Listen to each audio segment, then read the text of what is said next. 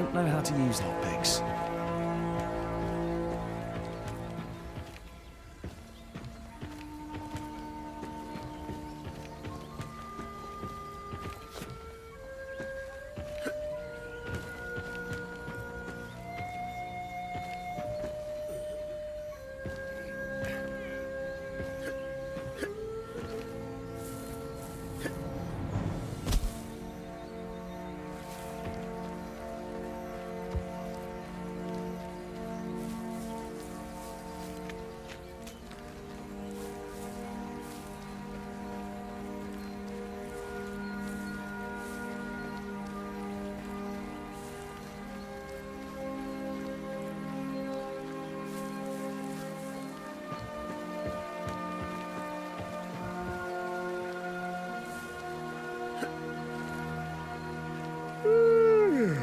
Any luck?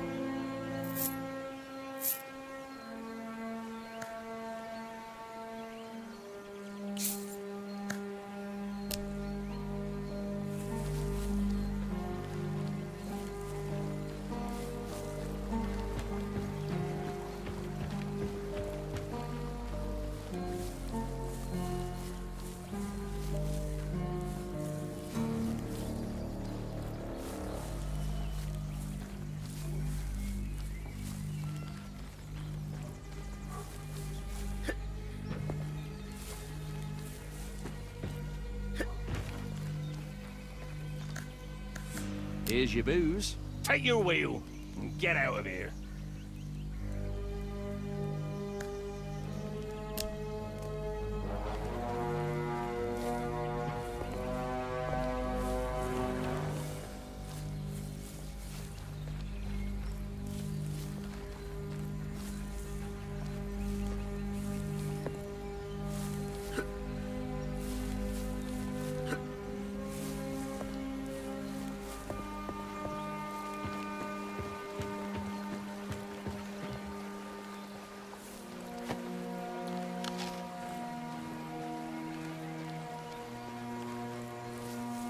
Any luck? Here you go. Elegant slippers for your beautiful maiden. Magical ones, even. Maybe they are magical. How would I know? I mean, it's clearly a grand cart, and who can tell with those nobles? Where did you get a grand cart? You don't exactly look like a noble. That's because I am but a simple man, and Eleanor came to me by the hands of fate. It's quite a story now that I think about it. Should I give you the long version or the short version? I've got time. Tell me everything. Well, there I was, travelling through the forest with my wares. Running late I was, and threw caution to the winds, risking a shortcut down an old track. So, I happened upon a band of swashbuckling bandits. They were in a dreadful state, blood everywhere. It appeared that they tried to waylay someone, but that someone had fought back most impressively. I could see they were all quite badly wounded, and their eyes were brimming with fury, for they hadn't come away with the prize they so desired. I was sure they would toss me in a ditch. They clearly didn't have enough strength left to do me any serious harm. However, I was tender prey wandering into a lair of beasts. They weren't about to let me go either. Their leader glared at me, then shouted for his men to put their knives away. "You're a good man," he said. "Won't you share your wares with suffering men? We are in much need, and you will be rewarded." What choice did I have but to part with my goods? Besides, their knives weren't too far out of reach, so I said, "Take everything, brothers. I am only too glad to share." But I was on the verge of tears. What if they killed me? And if they didn't kill me, however was I going to live with no wares to sell? The leader looked at me, came up to me, and drew back his hand. I fell to the ground right then and there as a plea for my life. Get up, he said. You're a good man, and we are not evil. We are, in fact, most honourable. I shall give you my own noble cart.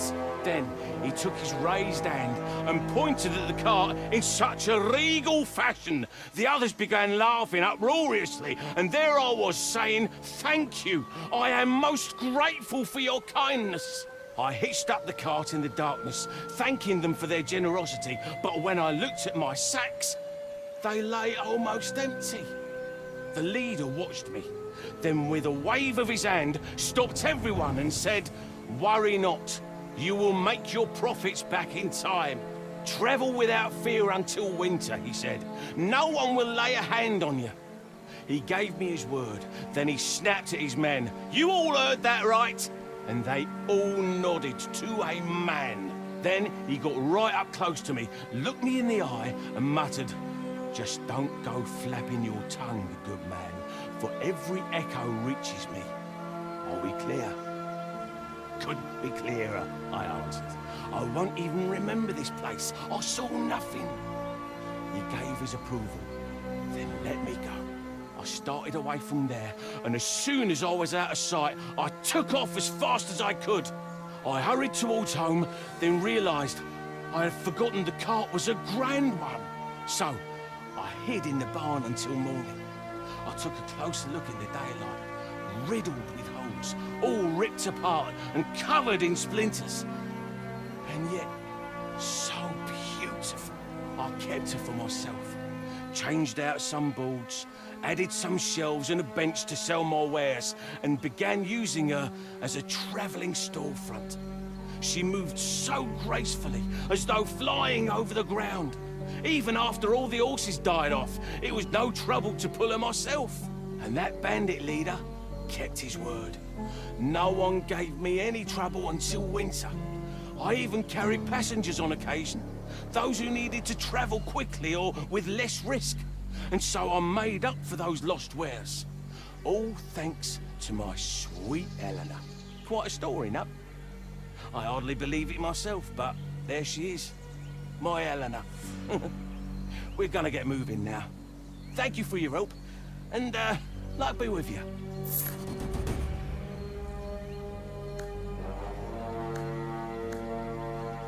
When are you leaving? Well, I've already arrived. I thought you were just passing through. Not exactly, no. I'm here on important business, perhaps the most important of my life. I'm going to build my house here. How unexpected. That's what I'm aiming for. No nasty types will come looking for me here, but it's not too far from the city.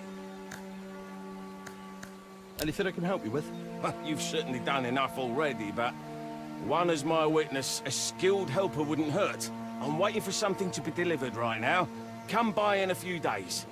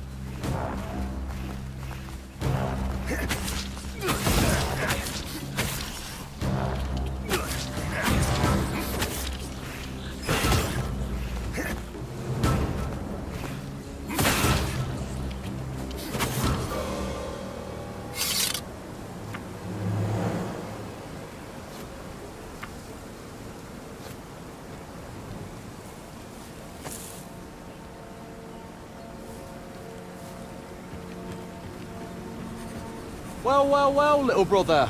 Looks like I'm not the only one who wants to rip off your bushy tail, hmm? Thank the seven. Tris, please help me.